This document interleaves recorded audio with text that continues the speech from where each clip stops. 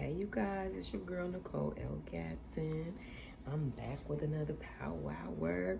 So we are halfway through Genesis, and tonight we're gonna talk about Jacob's wife, his second wife, Rachel, and what went down with that. So Rachel, in Genesis 29, Rachel was taking care of business. Rachel was out, she was tending to her father's sheep, and she came up on Jacob. So let me read a little bit for that. What was Rachel doing when she met Jacob, the man who fell in love with her? We often hear about how Jacob was smitten with Laban's pretty daughter. We read how he told Laban that he would work 7 years for Rachel's hand in marriage. We remember how Jacob served that 7 years, and then Laban tricked him and gave him Leah, the older sister.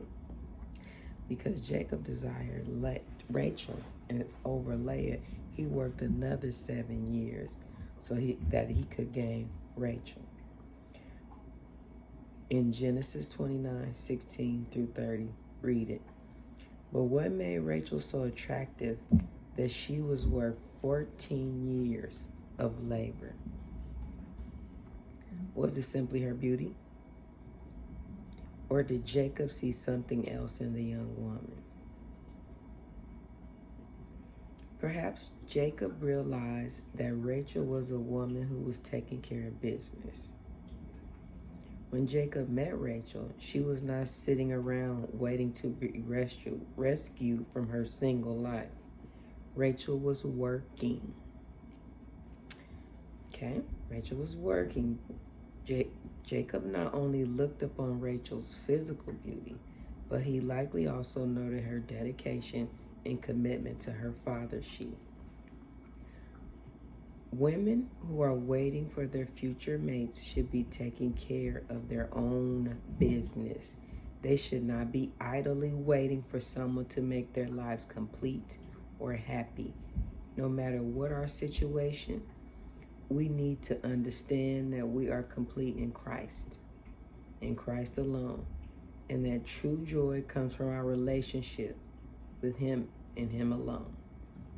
We should be taking care of God's sheep and living out the purpose that God has placed in our hearts for us. Then when our mate comes along, there will be help, okay? It will help us to continue taking care of the business God has placed in our heart and given us charge over it. They will not want to hinder us. That's key, very key. Okay, so the reflection question is, how are you living out the purpose God has placed in your life? So what are you doing? Are you taking care of business? Or are you just sitting by idly waiting, thinking, hoping, and praying that one day someone will come and rescue you out of your slumber like Sleeping Beauty or Rapunzel or somebody? I don't know who you're waiting for, but they are not coming, boo. You need to get up, get out and get something. Take care of God's work. Do God's business. Take care of His sheep like Rachel was doing. She was out there being a lady, taking care of her father's sheep, making sure they got watered and things like that. That's where she met Jacob. She was out there working. He came up. He saw the other girls, and they were like, hey, we got to wait. All the sheep aren't here yet. And then once all of them get here, you can roll a stone away so you could water the sheep.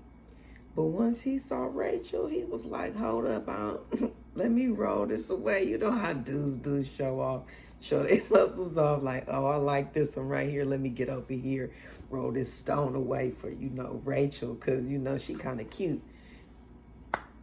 Cool. But in the word, it says Rachel was working, and he saw that. He took note of that, and he said, that's the one right there. I'm going to roll this stone away and help her do her work, because she not sitting over here idly waiting for somebody to come rescue her, Sleeping Beauty, Rapunzel, or whoever it is you want to be, one of these little Disney princesses from the pedophile kingdom. So, ladies, all I could tell you is get to work. Because that's what I do. I work. And every time I'm working, God sends me help. And it doesn't necessarily have to be in the form of a mate. But if you are working, God will send help. If you're taking care of the kingdom first, it's kingdom first. And then whatever it is you want to go out there and play around and do. As long as you're taking care of his business and you're in his will and you're doing what the word says, the blessings will come, the help will come. Just last week alone, God blessed me to connect with so many people. Why? Because I was working. I met at least 5 people last week doing God's work, rescuing God's gifts that he's given us and sharing them with everybody else. Because to whom much is given, much is required. So when he gives me anything, I immediately throw it in rotation and circulate it and be like, God, bring it back and around that way so I could continue to do your work out here in these streets, because people are hungry. People need somewhere to stay. Okay? Those are just the bare minimums, the things that those aren't luxuries. And I don't understand why other people don't understand that those aren't luxuries. Housing and food are not luxury items. Those are things that we are entitled to as human beings. Water, food, shelter, period. And if we don't have those necessities here, how can we go to another country and offer that to them? So get to work, ladies, and prepare to get these things, the bare minimums for our people. Because if you're not even at least helping with the bare minimums, how can you go off and do the other little stuff that you want? Ask yourself that. I'm going to ask you the reflection question one more time so you don't get confused. How are you living out the purpose that God has placed in your life to help build the kingdom? Have you even attempted to access what your spiritual gifts are? Maybe you can start there. Don't jump around. Pick one thing. Talk to God, work on that, and move forward. I love you guys. This is not a spanking. This is an exchange that we can be having. Hit me up. Appreciate y'all for your comments, your messages, everything. Oh, I really appreciate that. That stuff is so inspiring. You just don't know. I love y'all. Good night.